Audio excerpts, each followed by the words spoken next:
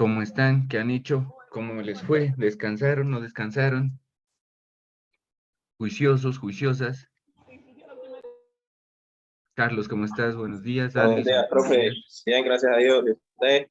Profesora Cristina, buenos días. Muy bien, igualmente. Aquí con todas Buenos las días, ganas y toda la profe, actitud. Elmer, ¿cómo compañeros. estás? Buenos días. ¿Quién más está por acá? Hola, profe. José Buenos días y Lesdine, buenos días. Qué compañero. gusto conocerlos. Ven, Buenos días, Asus. Habla Javier profe. Castillo. Asus es Faber, ¿no? Javier. Jaber. Voy a cambiarle aquí el Eso. nombre para no confundirnos. Porque si no, les voy a cambiar nombre. Jaber. Perdón. Jaber Castillo, listo. Ahí le cambié el nombre. Perfecto. Bueno, chicos y chicas, primero agradecerles por su conexión, por su puntualidad. Vamos a arrancar con esta sesión. ¿Qué vamos a hacer en esta sesión? Primero que todo, pues comentarles que vamos a trabajar con el curso de, yo ya estoy grabando, ¿no? Sí, de etnociencia y diálogo de saberes. Vamos a dividir la sesión en dos partes que me parece que son importantes. La primera está relacionada con que quisiera compartir con ustedes algunos elementos conceptuales.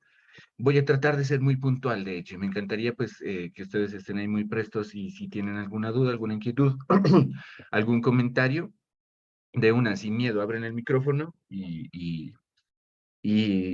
hacen su comentario, ¿listo? Me estaba acordando de ayer cuando les dije que quién quería ser el ejemplo y me acordé de la revolución que se armó. Pero igual, exacto, ese tipo de participación es la que yo quisiera ver, ¿listo? Entonces, si tienen alguna duda, algún comentario que hacer con respecto a lo que vamos a tratar en esta primera parte, que tiene que ver con algunas consideraciones conceptuales para que ustedes puedan abordar la lectura si es que aún no la han hecho, ¿listo? Y quienes ya lo hicieron, puedan obviamente pues complementar su proceso de lectura, ¿no? Generar mayores elementos de comprensión de esta lectura, que realmente no es que es complicada, ¿no? Vengan, yo les voy a mostrar de una vez de qué es que estoy hablando. No es una lectura complicada, es una lectura realmente digerible, ¿sí? Se la puede comprender, pero tiene algunos conceptos, algunas teorías, maneja una teoría pues justamente que trabaja desde el pensamiento postcolonial, ¿listo? Y desde el pensamiento de la colonialidad, y hay algunos conceptos que nos pueden confundir un poquito, pero en sí la lectura pues es muy fácil. No sé si alguno de ustedes ya hizo la lectura, deberían haberla hecho. Y si la lectura le generó alguna duda. ¿Alguien ya hizo la lectura? De hecho, esto es. No han hecho la lectura todavía. Perfecto. Bueno, la ventaja es que en este curso tenemos todavía tiempito, este es el paso 2.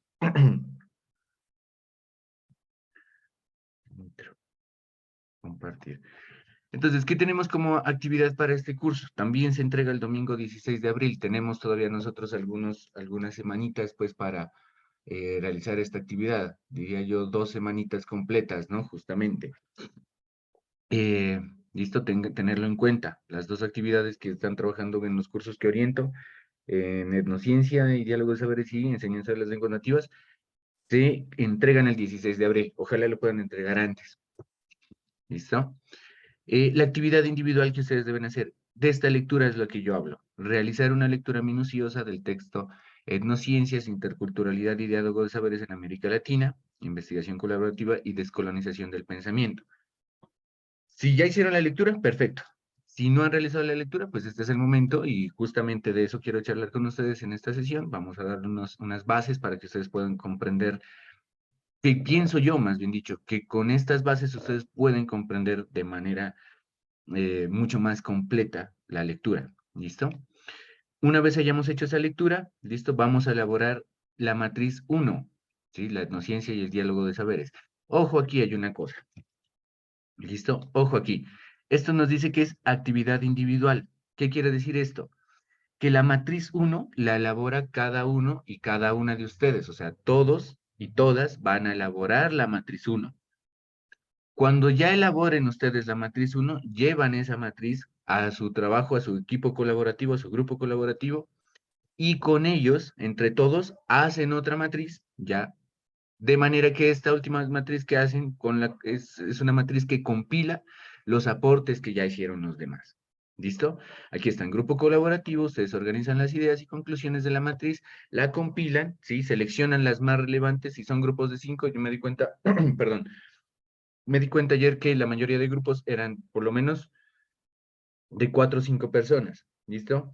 Entonces, si son 5 personas, lo que van a hacer es que cada uno de ustedes, cada uno de los integrantes, lleva la matriz, se reúnen, organizan las ideas de esas matrices, de las 5 matrices que tienen, extraen las ideas más importantes o las que más generalicen o concluyan el tema y elaboran una matriz colaborativa, ¿listo? Después de hacer esa matriz, ya colaborativa, ahí sí ya empiezan con el diseño del mapa conceptual. Recuerden que en tema del diseño del mapa conceptual y de cómo hacer un mapa conceptual, de qué elementos lleva un mapa conceptual, ya se trabajó, está en el CIPAS número 1 del curso del curso de Etnociencia y Diálogo de Saberes. Ahí nosotros trabajamos cómo hacer un mapa conceptual, qué elementos debe llevar, o sea, las instrucciones de cómo realizar el mapa conceptual, ustedes ya la tienen, ¿listo? El mapa conceptual aquí nos dice que la podemos hacer en Geniali o en Canva, pero igual, con el tema de la aplicación que ustedes escojan, del software que ustedes escojan para hacer el mapa conceptual, yo no tengo inconvenientes. Los mapas conceptuales los pueden hacer en PowerPoint, los pueden hacer en Word. Si ustedes buscan en YouTube, de hecho, si quisieran y si alcanzamos, en esta sesión, ahora vemos algunos tutoriales o donde ustedes pueden encontrar tutoriales o información que les ayude a elaborar el mapa conceptual. Luego, ustedes me comparten un documento en PDF donde se concatene la matriz 1 con las ideas y conclusiones escogidas para el mapa, que me entregan entonces ustedes. Ustedes me van a entregar un documento, aquí dice en PDF. Si lo entregan en PDF, perfecto. Si lo entregan en Word, no había problema tampoco. Me van a entregar un documento en donde me van a entregar la matriz que cada uno o cada una de ustedes trabajó y la matriz colaborativa y el mapa conceptual. ¿Listo? Esos 3 elementos necesito ver en el documento. Me explico de nuevo. El documento que ustedes me van a entregar es la matriz número 1 que cada uno de ustedes realizó. Si son grupos de 5, entonces voy a ver 5 matrices.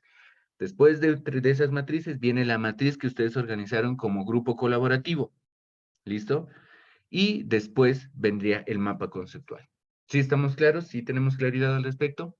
¿Quedó claro lo que deben entregarme? Hay algunas personas que de hecho ya me entregaron la actividad. ¿Listo? Entonces, para que revisen. Profe, Ah, sí. qué pena, profe, cuando usted estaba explicando, se me cayó el internet eh, y se me escapó algo. Quisiera que, si es posible, Cuéntame, ¿en qué te quedaste? Profe, en el caso de las matrices, o sea, yo trabajo con 3 compañeros. Ajá, De dónde o cómo saco las matrices? ¿Es del ya, texto de la... listo. Buenísima pregunta. Bueno, igual esto lo habíamos trabajado en el CIPAS, les recomiendo ahí que le echen un ojito cuando tengan tiempito. Voy a compartir la matriz, ¿no? Qué Ok. pena, no estaba compartiendo aquí la matriz, perdónenme. Esta es la matriz número 1, ahí la están viendo en pantalla, sí, ¿verdad? Dice que se está cargando. Perfecto, ya la están viendo. Entonces, esta es la matriz número 1, ¿listo? La etnociencia y diálogo de saberes, ¿listo? ¿Qué nos dice la matriz? Que por cada epígrafe del texto, etnociencias e interculturalidad y diálogo de saberes en América Latina, investigación colaborativa y descolonización del pensamiento, vamos a extraer, ¿sí?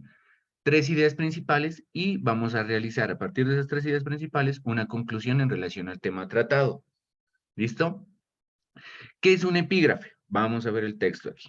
Listo, voy a detener aquí, compartir. Cancel nitro acá.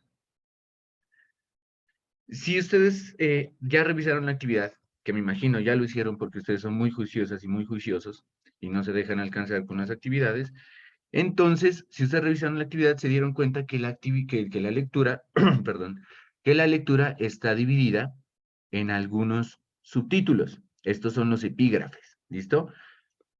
Entonces, por ejemplo, aquí vemos que la lectura empieza con una introducción, el siguiente subtítulo o el epígrafe tiene que ver con este que se llama Los mecanismos de la hegemonía, el siguiente las políticas de conservación neoliberal, el ecologismo, la economía. Está dividido por subtítulos. ¿Listo? Entonces, ¿qué nos pide la matriz? Vamos otra vez aquí a la matriz. La matriz nos pide que por cada subtítulo de los que están aquí, ¿listo? Nosotros extraigamos cada uno de ustedes va a extraer 3 ideas principales. Entonces, idea principal.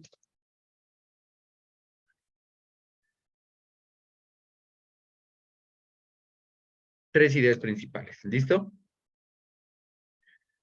Ahora, extrae las ideas principales y eso lo vamos a ver. Ojalá nos dé el tiempito. Voy a hacer todo lo posible para que nos dé el tiempito para ver cómo es que extraemos esas ideas principales. Porque las ideas principales no es coger del texto, copiar y pegar en la matriz. Las ideas principales es extraer con las propias palabras de ustedes. Eso quiero ver en esas matrices, ¿listo? Que ustedes extrajeron las ideas principales con sus propias palabras.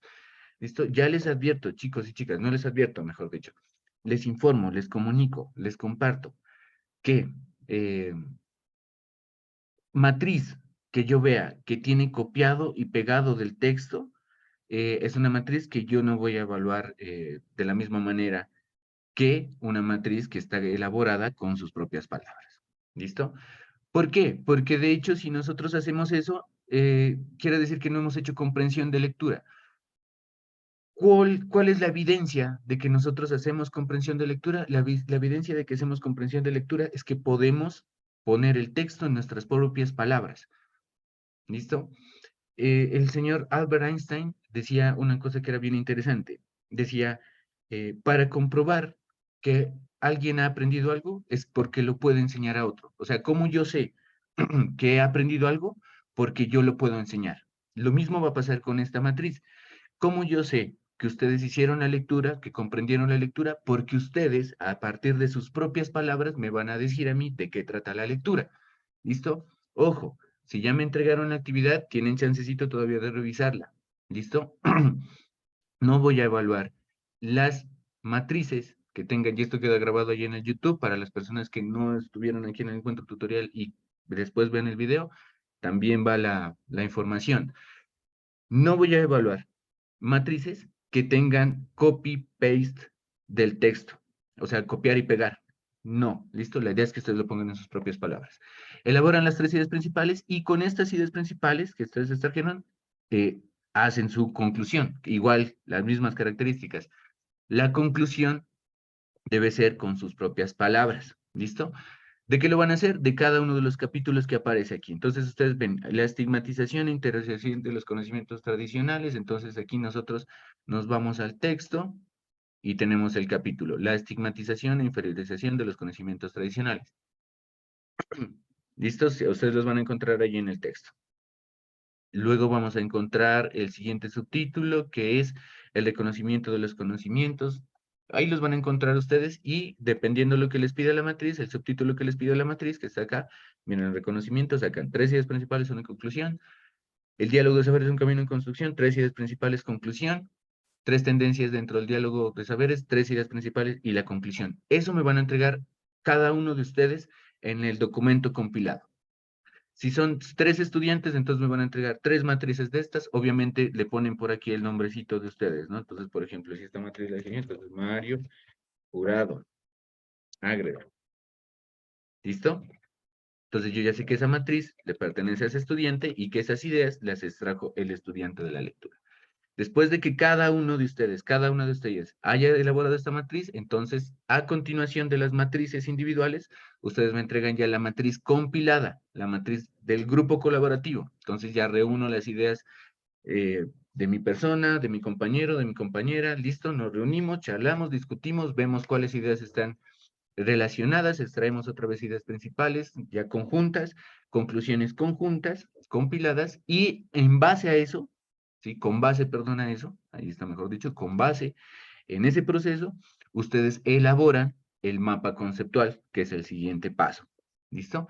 Que me entregan a mí entonces la matriz individual, una matriz por cada uno de los integrantes del grupo, la matriz compilada y el mapa conceptual, que puede ser el link del mapa conceptual, Ojo con esos enlaces. Cuando ustedes trabajen mapas conceptuales en línea, por favor, antes de enviarlo, chicos y chicas, es que eso es una cuestión que tenemos que acostumbrarnos.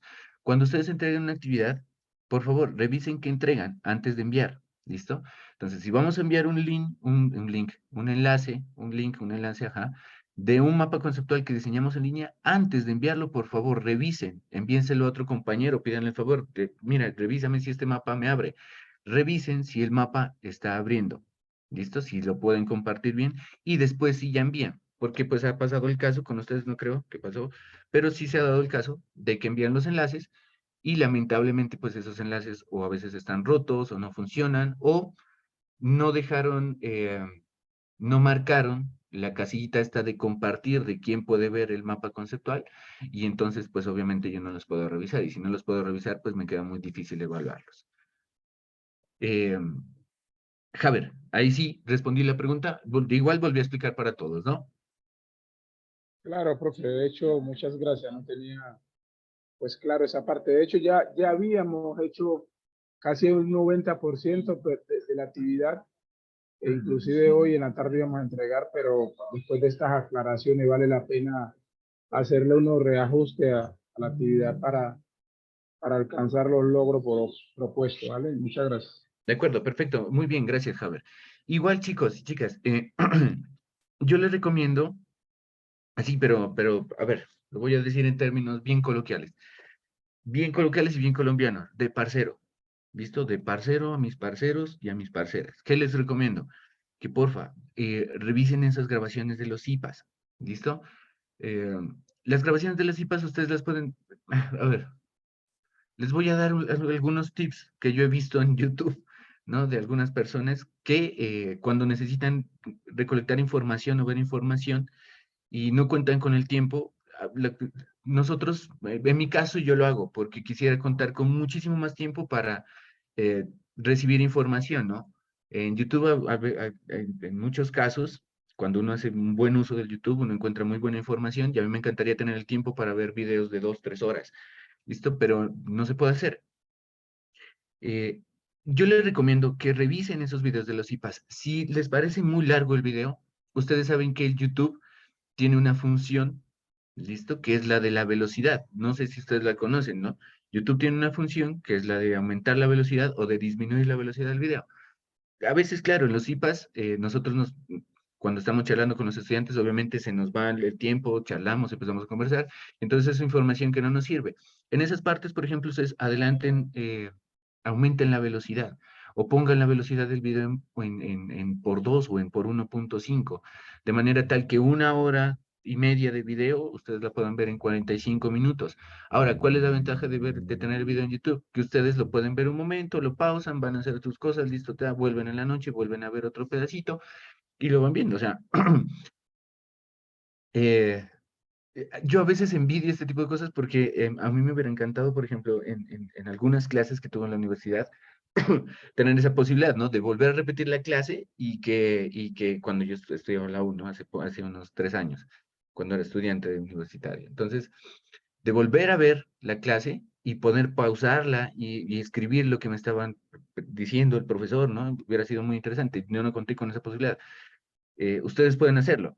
¿Listo? Lamentablemente es que a veces tenemos como un sesgo con respecto a este tipo de formación, ¿no? Es como decimos, no, es que así no es, yo necesito que el profesor esté allí porque si no, no funciona y tenemos que ir cambiando ese chip. Porque chicos y chicas, ustedes se están preparando para ser licenciados y licenciadas en educación. Primero que todo, a mí me encanta escuchar a la profe Cristina cuando comenta que el ejercicio de la docencia es un ejercicio fundamentalmente de vocación. ¿Listo? Este ejercicio, ser maestro, ser maestra, ser profesor, ser profesora, es fundamentalmente un ejercicio de vocación. Y para mí, ese ejercicio de vocación se complementa con el hecho de que nosotros como maestros, como maestras, eh, vamos a dar ejemplo a nuestros estudiantes. O sea, yo no le puedo pedir a la gente que haga cosas que yo no hago.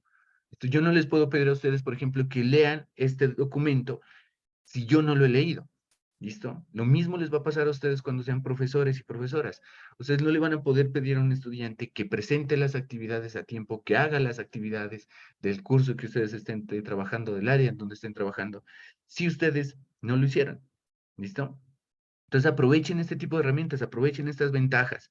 Quitémonos un poquito ese sesgo, quitémonos un poquito esa necesidad y esa costumbre, obviamente que no es culpa de nosotros, ¿no? Es la tradición de la educación como institución. La educación es muy bonita, pero cuando hablamos de la institución educativa, de la educación como una institución social que tiene un discurso, lamentablemente la educación como discurso eh, es un reflejo del poder y en ese sentido nos ha heredado cosas que lamentablemente no nos sirven de mucho. Y una de esas herencias es justamente la necesidad que tenemos todos y todas de que nosotros no hacemos las cosas si el profesor no está allí. ¿Listo? Si no tenemos allí a alguien que nos esté controlando, vigilando y castigando, porque esto lo trabaja un señor que se llama Michel Foucault, por ejemplo. Entonces este señor dice, si no tenemos a alguien que nos esté vigilando, que nos esté controlando y castigando, nosotros no hacemos las cosas, no funcionamos. Debería ser diferente, ¿no? Si nosotros queremos hablar de liberación del pensamiento, deberíamos hablar fundamentalmente de liberarnos de ese tipo de visiones, ¿no? Tienen las herramientas, ahí están los videos de los IPAs, les recomiendo mucho que los vean, que los observen. Igual, por ejemplo, estas tutorías quedan grabadas. Eh, ustedes después van a tener el enlace de las tutorías, también lo mismo. Si las tutorías quedan subidas en YouTube, entonces revisen el video, pausenlo, pongan, aumenten la velocidad si no tienen el tiempo suficiente para verlo. Son truquitos que a veces nos pueden servir porque nosotros, yo entiendo, yo sé porque a mí también me pasa, quisiera dedicarle muchísimo más tiempo a ciertos aspectos de mi vida, pero lamentablemente pues por el trabajo, el trajín de los días, no se puede. Entonces yo lo que hago es eso. Cuando hay una información muy buena en un video, la pongo en YouTube, pero le aumento la velocidad, pues para estar escuchando, pendiente, obviamente, lo pauso, voy a hacer otras cositas, vuelvo y lo veo, y así no rinde. Lo mismo pasa con las tutorías, lo mismo pasa con los IPAs. ¿Listo? Entonces revisen esa información, chicos y chicas. Eso es lo importante. ¿Listo? Leer muy bien la guía de actividades, revisar todo tipo de material que nosotros como tutores preparemos con ustedes y compartamos con ustedes. Yo creo que ninguno de nosotros como tutores, cuando les enviamos algún material, lo hacemos por ponerles más trabajo, porque los vamos a tener así. No, no. En mi caso, por ejemplo, y hablaría en nombre de todos los tutores que los acompañan en este periodo, yo pienso y conozco y sé, doy fe, de que cada cosita que les enviamos a ustedes lo hacemos con el único objetivo de que ustedes puedan mejorar y fortalecer sus procesos de aprendizaje para fortalecer este proceso de formación que ustedes están desarrollando. Entonces aprovechen ahí esos elementos. Yo les he mencionado, si tienen alguna duda, si tienen alguna, si necesitan alguna asesoría, contáctense conmigo, ya ustedes tienen la agenda de atención, ahí están los grupos de WhatsApp. Esos grupos de WhatsApp, yo no sé si ustedes han visto las películas gringas, ¿no? Las películas de Hollywood, que cuando hay mucha soledad pasa una bolita de heno por allí, que se ve y que solo pasa la bolita de heno, ¿no? Es desierto. Así son esos grupos de WhatsApp. ¿Listo? Nada. O sea, yo envío información y ni siquiera sé, yo sé obviamente que yo puedo saber quién ya leyó la información. El WhatsApp tiene una función que me permite hacerlo. Pero me encantaría que al menos, por ejemplo, cuando yo envío una información, algunas personas ya lo están haciendo y les agradezco muchísimo eso, ¿no? Pero me encantaría que cuando yo envíe una información en el grupo, por lo menos les den una manito así, ahí una reacción al mensaje con el dedito así, para saber que por lo menos lo están revisando. Pero no, es que esos grupos están totalmente silenciosos, calladitos. Entonces, ustedes callados, obviamente yo también estoy callado, pues porque si no, si los estudiantes no buscan al profesor, pues ya estamos en un proceso universitario. ¿Listo? Si ustedes como estudiantes no contactan al tutor, pues es difícil que yo esté detrás de ustedes diciéndoles, vean chicos, ¿me necesitan? ¿Necesitan algo? No, la idea es que ustedes son los interesados en aprender. La idea es que ustedes busquen al tutor. Entonces busquen al tutor, cuadremos asesorías, que cuadremos eh, si ustedes quieren, les puedo colaborar perfectamente en lo que tiene que ver con el tema de investigación, eso ya lo hablamos ayer. Aquí en este curso, si tienen dudas con las lecturas, perfectamente podemos charlar y compartir y vamos aprendiendo. Pero eso depende de ustedes. ¿Listo? Ya me estoy extendiendo aquí con ese llamadito. Que se los digo así, como se les decía al principio, ¿no? De parceros de parceros a parceros. ¿Listo? De amigos, de cómplices, de compinches aquí. Aprovechen este proceso. porque tiene sus ventajas.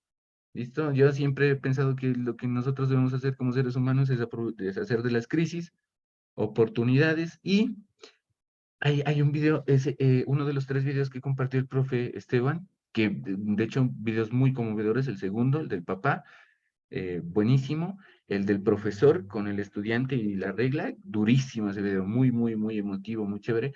Y el tercero, el de la zanahoria, el huevo y el café, me pareció genial, ¿no?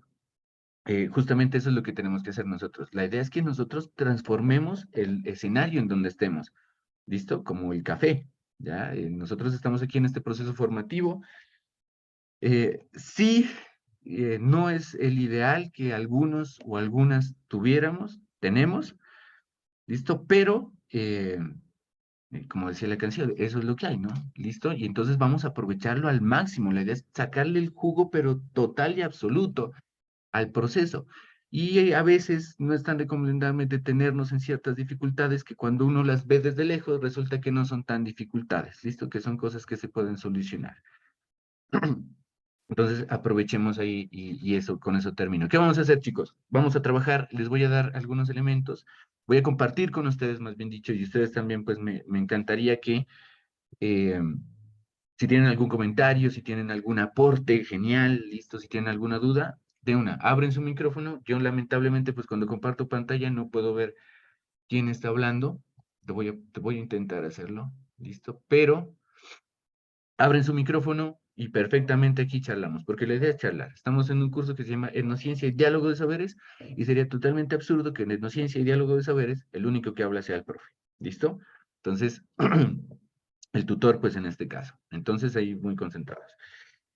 ¿Qué nos va a presentar la lectura? La lectura nos va a presentar algunas posibilidades de comprensión de cómo se ha construido esto que nosotros llamamos etnociencia, y cómo este tema de la etnociencia eh, parte de la relación que tradicionalmente, que históricamente se ha dado entre una cultura que se impuso con otras culturas que se sometieron a dominación. ¿Listo? Entonces, ¿qué estoy hablando aquí? Ustedes conocen, saben que por allá en el siglo XV, 1492, hubo un acontecimiento que cambió la historia del mundo, o que más bien dicho, se sumó a algunos procesos que ya se venían presentando desde hace un siglito atrás, que es el final del medioevo y el principio del Renacimiento. Entonces, la sociedad empieza a cambiar, y justamente con ese cambio de la sociedad, ¿no? De un sistema de producción que fue el feudalismo a otro sistema de producción, y no solamente hablamos del sistema de producción, sino que también hablamos aquí de una nueva concepción del mundo que ya estaba centrada en el hombre, que fue justamente el Renacimiento. Justamente en todo ese movimiento se dio lo que nosotros a lo que nosotros, más bien dicho, nos enseñaron como el descubrimiento de América, ¿no? En 1492.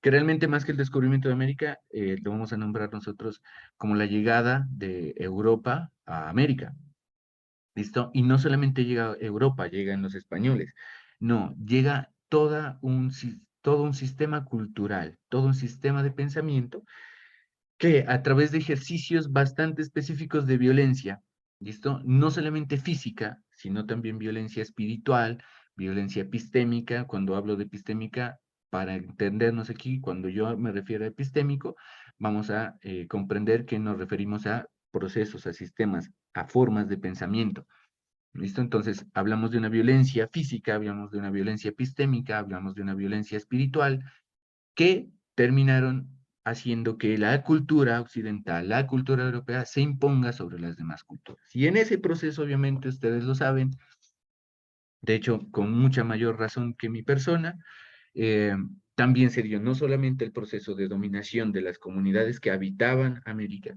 sino que también se da el proceso de esclavización de las comunidades negras del África, que son traídas de manera también violenta, ¿listo? A América, pues, a trabajar como esclavos, ¿no? Ese proceso de violencia terminó generando la imposición de una cultura. En ese proceso, por ejemplo, es donde las lenguas africanas se perdieron, y por eso la dificultad que se tiene de hacer un rastreo de las lenguas originarias en las comunidades y en los pueblos negros, ¿no? Y en los pueblos afro. ¿Listo? Lamentablemente, uno de los dispositivos de control y de poder y de ejercicio de la violencia que tenía los occidentales, que tenían los europeos, consistía en mezclar a las personas negras, ¿sí? Que venían de diferentes partes de África, ¿no? De diferentes tribus africanas, y las mezclaban de tal manera que no se puedan comunicar entre ellas, que no quede posibilidad de comunicarse. Entonces teníamos a una persona que hablaba una lengua, otra, diferentes lenguas, de tal manera que no podían comunicarse.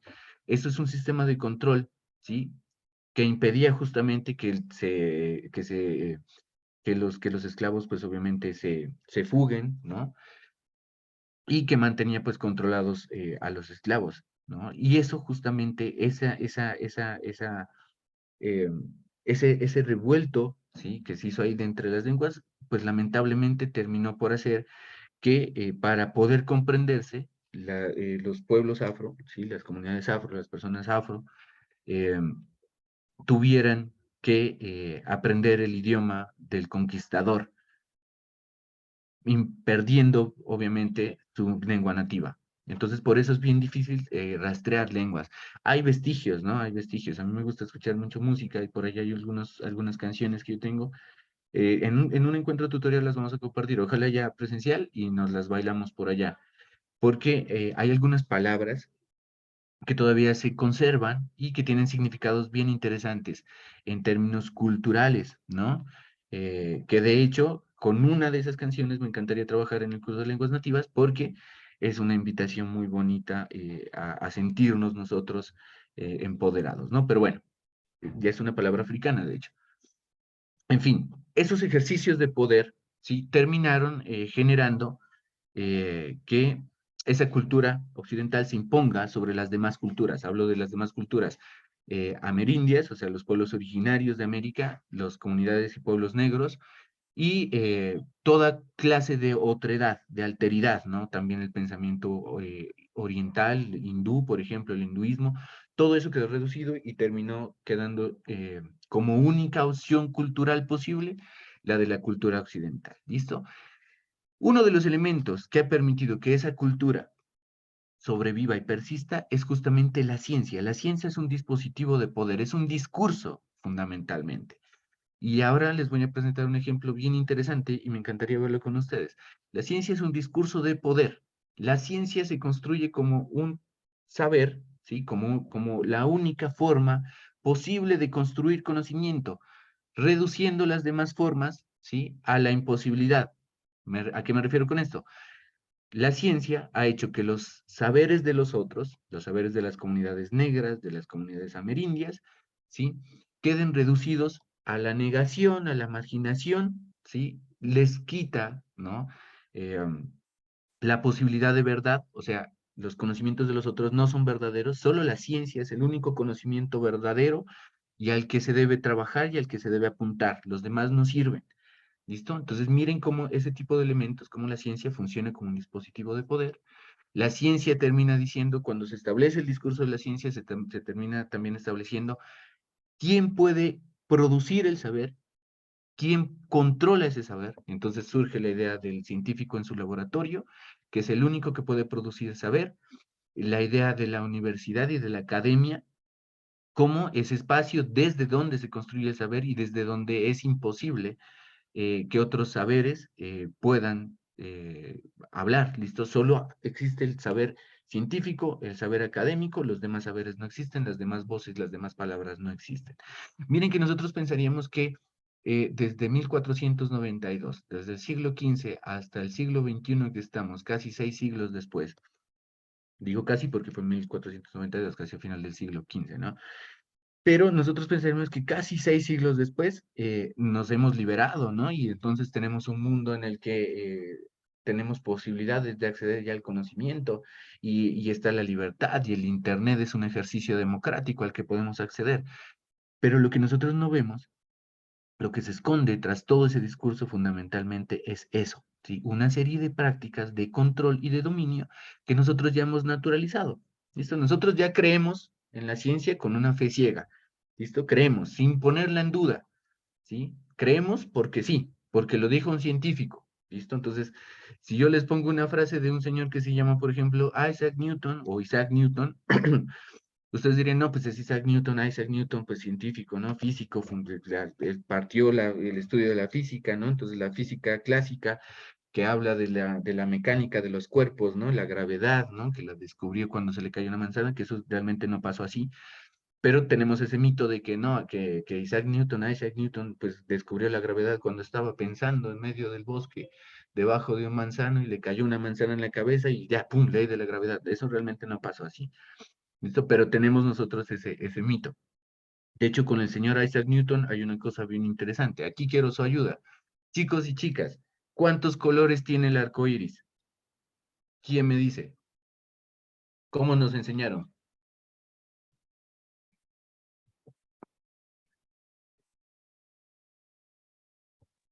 Infinitos. Esa es muy buena respuesta. Muy buena respuesta. Pero vuelvo luego. Cómo nos enseñaron a nosotros el arco iris? ¿Que cuántos colores tiene el arco iris? Creo que eran 7 colores, profe. Exacto. Nos han dicho que son 7 colores. Si estamos de acuerdo todos, nos han dicho en la escuela que el arco iris tiene 7 colores, ¿verdad? Sí, profe, Sí. ¿verdad?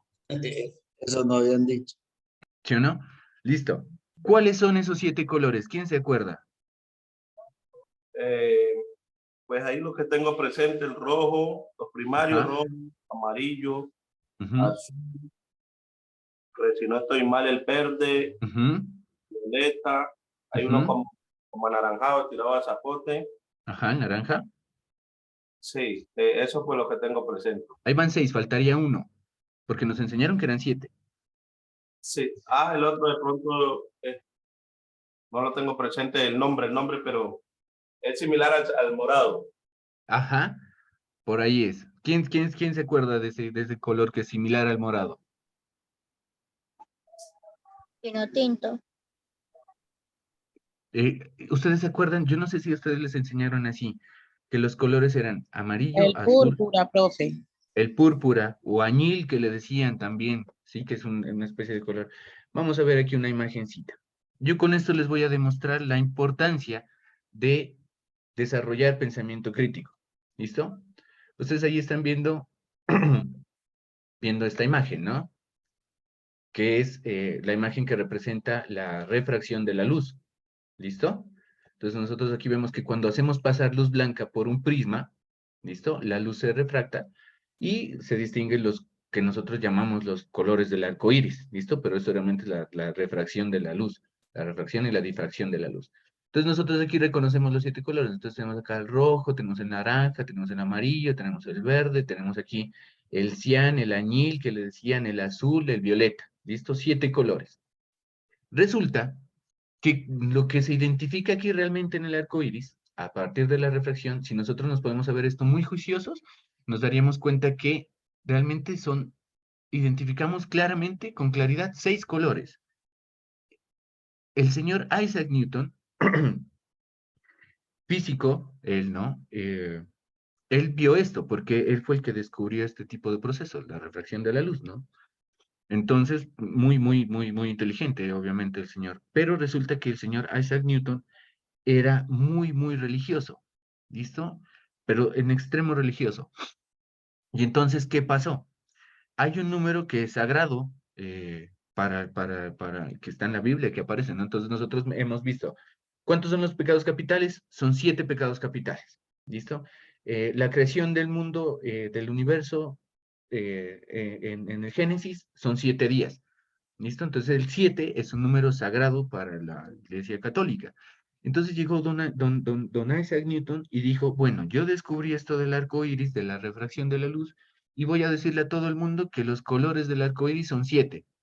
¿Por qué? Porque el 7 es un número sagrado, pero realmente los colores del arco iris no son 7. La refracción de la luz, y por eso me encantó la primera respuesta, la reflexión de la luz indica que hay una gama, hay un espectro de colores que se ven, pero no se identifican totalmente con claridad. O sea, no hay franjas que digan, de aquí a aquí es el rojo, de aquí a aquí es el amarillo, de aquí a aquí es el verde. Esto se explica, por ejemplo, con la siguiente imagen, que es este de aquí.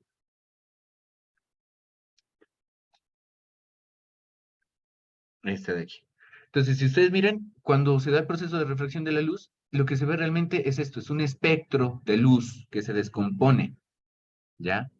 Pero realmente no son 7 colores. Aquí podemos hablar de que hay una infinidad de colores que están entre la longitud de onda, los 700 nanómetros, bueno, no recuerdo cómo se mide la longitud de onda de la luz, pero entonces entre esta longitud de onda de aquí y la de acá hay un espectro de colores. ¿Listo? Hay un espectro de colores, no hay 7 colores, hay un espectro de colores, hay muchísimos, infinidad de colores.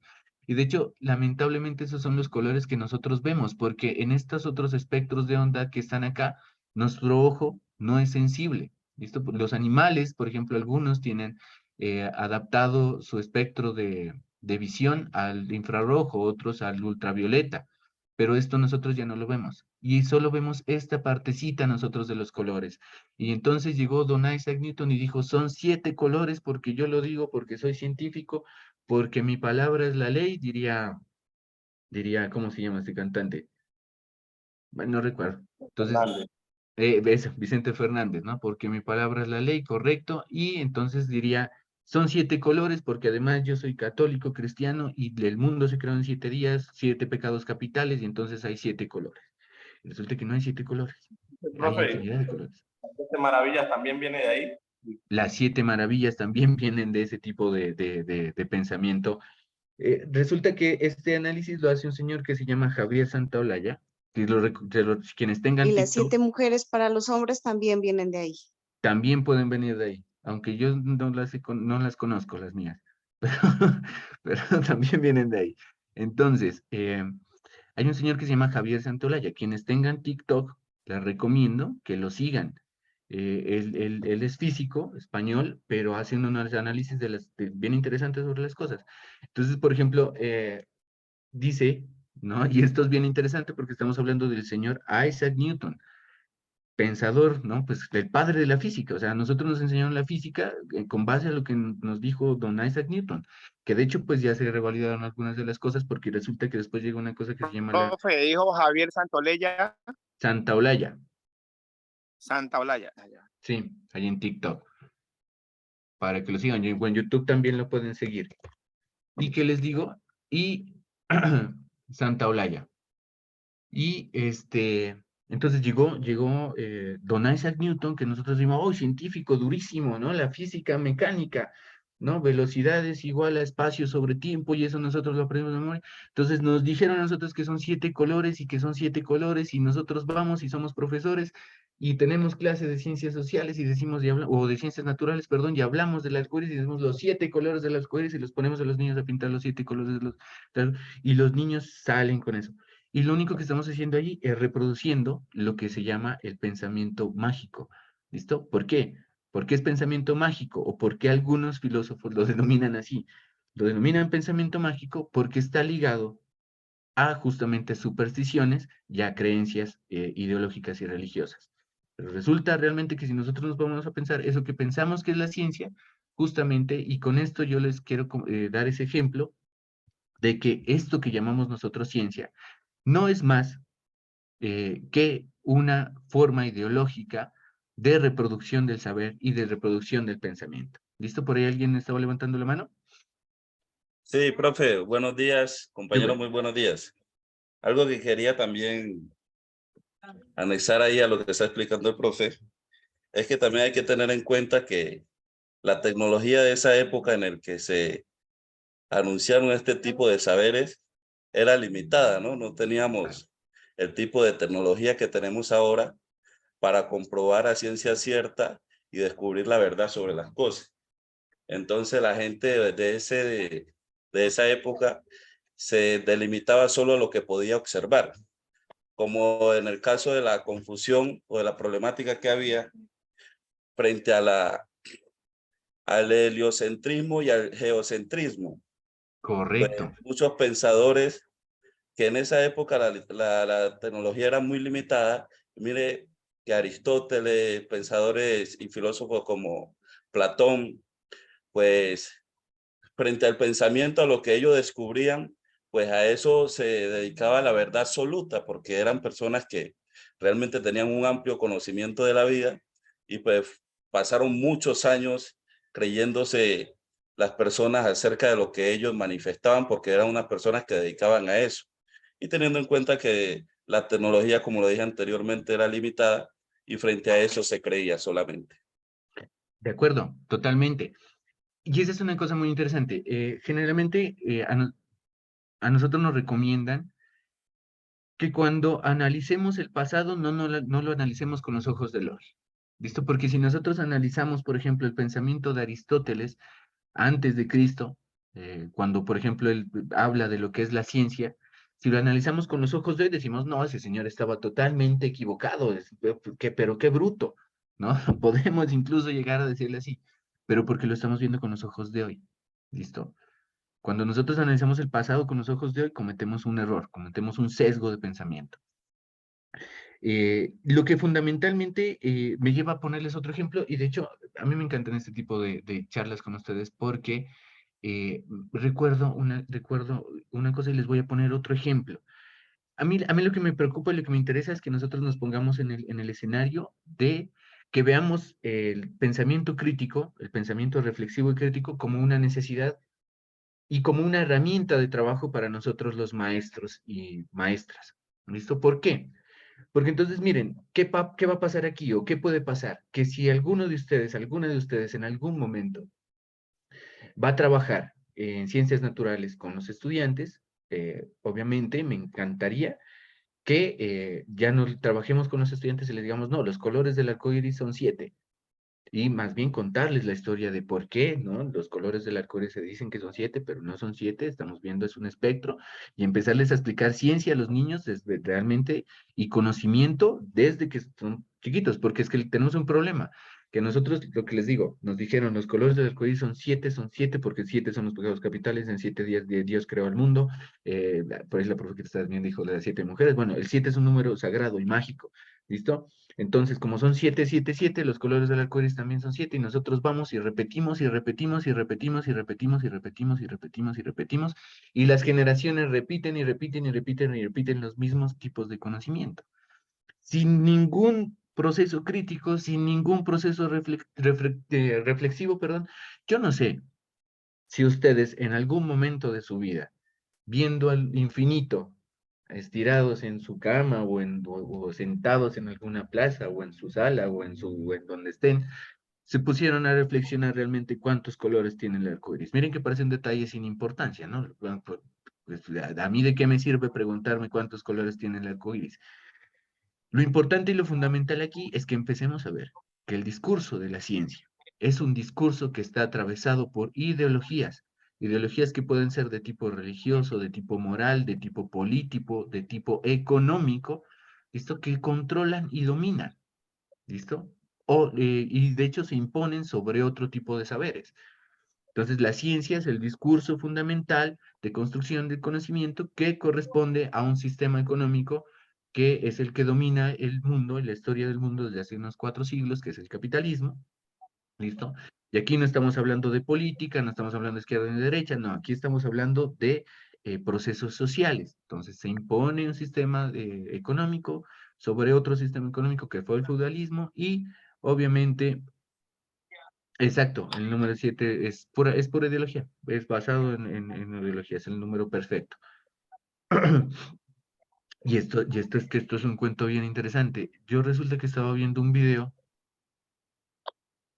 Este comentario me hizo acordar de otra cosa.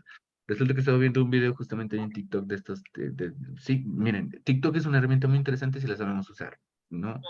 Si nos ponemos a ver solo bailes y cosas así, nos va a generar eso. Pero, por ejemplo, en TikTok yo sigo mucho a científicos y a gente que hace ciencia y que piensa sobre ciencia y reflexiona sobre la ciencia y la cultura, de hecho.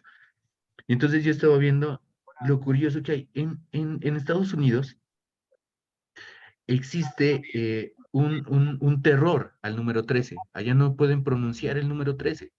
Nosotros acá tenemos un chiste con el número 13, pero allá lo hacen por terror, por miedo. Tal es así el susto, tal es así el pánico, tal es así la ideología del pensamiento mágico, que en algunos edificios en Estados Unidos, ¿sí? En Nueva York, por ejemplo, en Miami, en estas ciudades grandes en Estados Unidos, en algunos edificios, usted sube al elevador,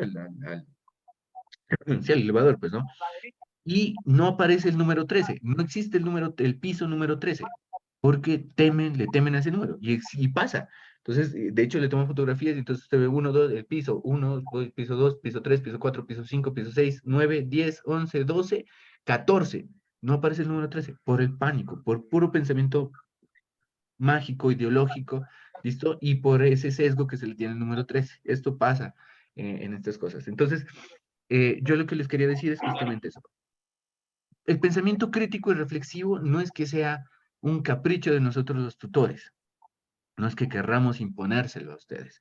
De hecho, el pensamiento crítico y reflexivo será el pensamiento que en algún momento hará posible que alguno de ustedes o que alguna de ustedes me diga, profe, no, lo que usted está diciendo no es así.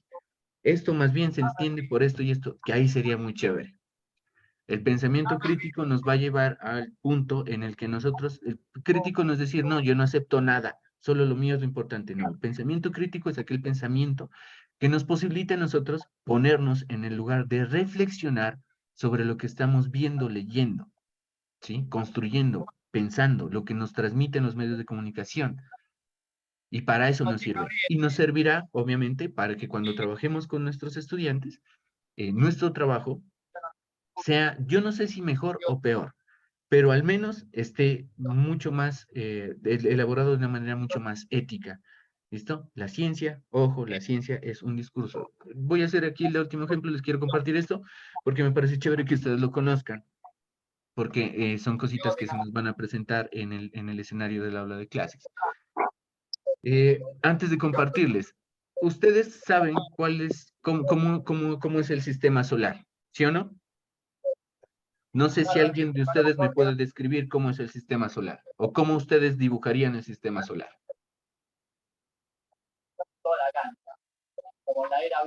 O cómo nos enseñaron a dibujar el sistema solar. ¿Wilson?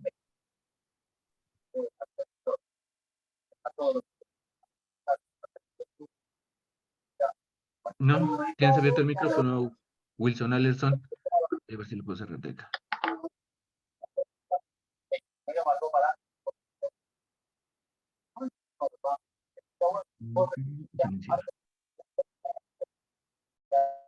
Listo, perfecto. ¿Alguno de ustedes me podría describir, nos podría contar cómo nos enseñaron a nosotros a dibujar el sistema solar?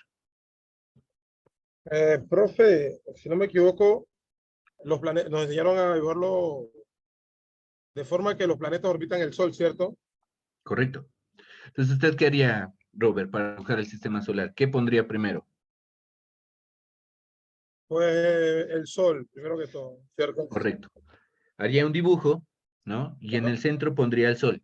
Y me imagino Sí. que los demás planetas girando alrededor del Sol, en un planito, ¿listo? Algo parecido a esto que les voy a mostrar.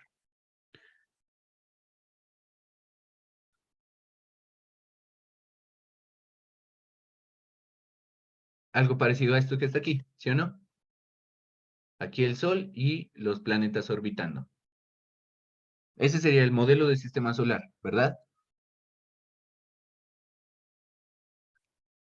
¿Alguien conoce otro modelo de sistema solar, por ejemplo?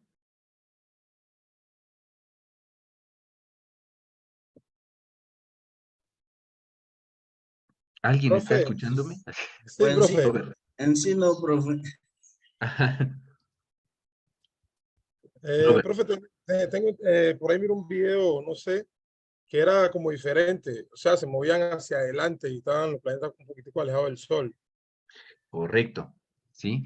Este es este que les compartí, es el modelo de sistema solar que nosotros conocemos y que nosotros hemos repetido, y si nos ponen a dibujar, si tenemos hijos, ¿listo? Las personas que tienen hijos, yo no tengo todavía ese maravilloso don, ese maravilloso regalo. Pero las personas que tienen hijos, cuando les dicen los hijos, papá, mamá, Resulta que la profe de sociales o el profe de ciencias naturales me dijo que hagamos el sistema solar. ¿Usted qué hace como papá? ¿No? Entonces le decía, venga, mi hijo, yo le enseño. Entonces coge, lo sienta al niño, les ve, aquí en el centro está el Sol, aquí está Mercurio alrededor, aquí está Venus, Tierra, Marte, Júpiter, Saturno, Urano, Neptuno. Y algunos diremos todavía Plutón iba a decir Plutón, porque todavía pensamos que Plutón es planeta, pero resulta que Plutón ya no es un planeta enano y tiene otra categoría. Entonces ya los planetas no son 9, si no son 8. Bueno, listo. Pero entonces eso es lo que haríamos. Tenemos, de aquí vea, está el centro, aquí está Mercurio, Venus, Tierra, Marte, Júpiter, Saturno y Urano, Neptuno. ¿Listo? Ahí están los planetas. Ya, listo. Con eso va a llegar a profe, el profe le pone 5, excelente, porque le quedó bonito el dibujo. Pero resulta que gracias justamente, y por eso fue que recordé esto, que gracias justamente a algunos adelantos que ha tenido la ciencia en los últimos años, y no la ciencia, sino los instrumentos de observación del universo, y gracias a los aportes de la física cuántica, ¿sí? Nos ha permitido comprender que el sistema solar, realmente que el universo se mueve, orbita alrededor de fenómenos gravitatorios más grandes. El Sol nuestro, por ejemplo, orbita el centro de la galaxia. ¿Listo? Nuestra galaxia orbita el centro de galaxias. Nuestro sistema solar está orbitando, se está moviendo. Y resulta que el modelo de sistema solar que se ha construido actualmente es este que ustedes están viendo en pantalla.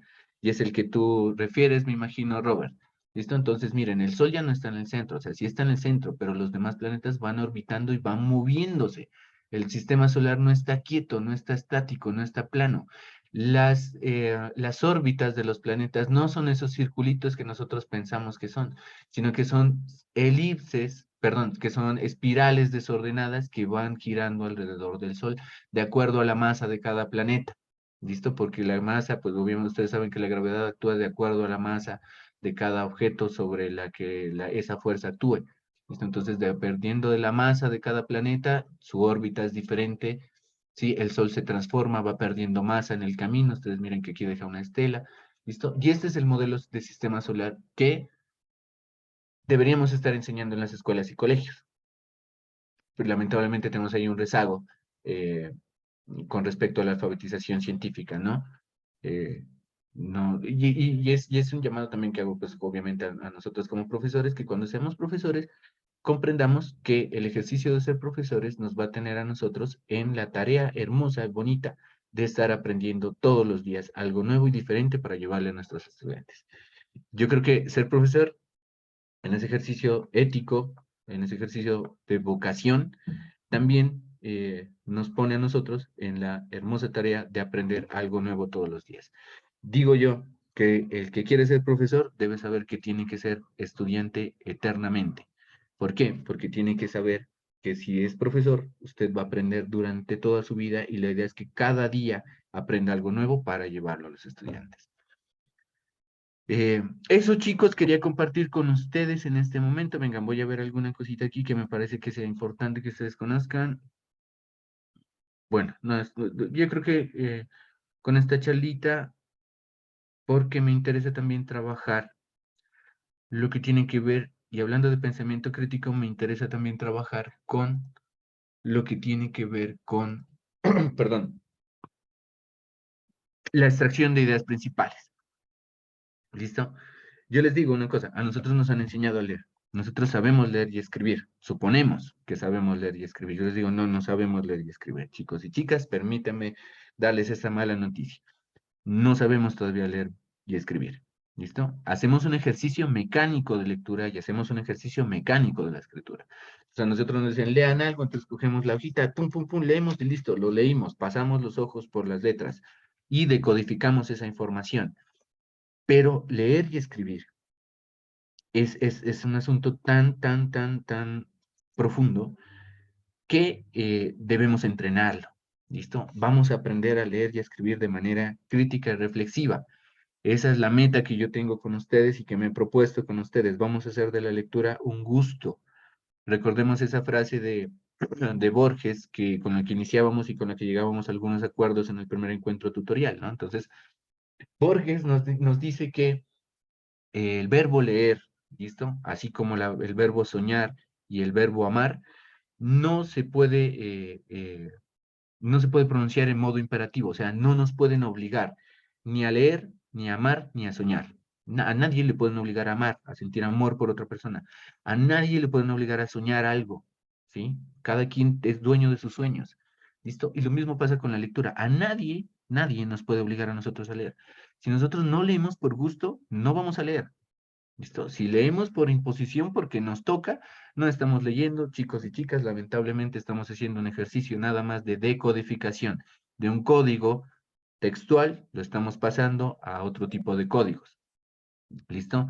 Verbales, si se quiere, gráficos, pero estamos haciendo solamente una traducción. Pero lectura, lectura, lectura, si no la hacemos con gusto, no la estamos haciendo.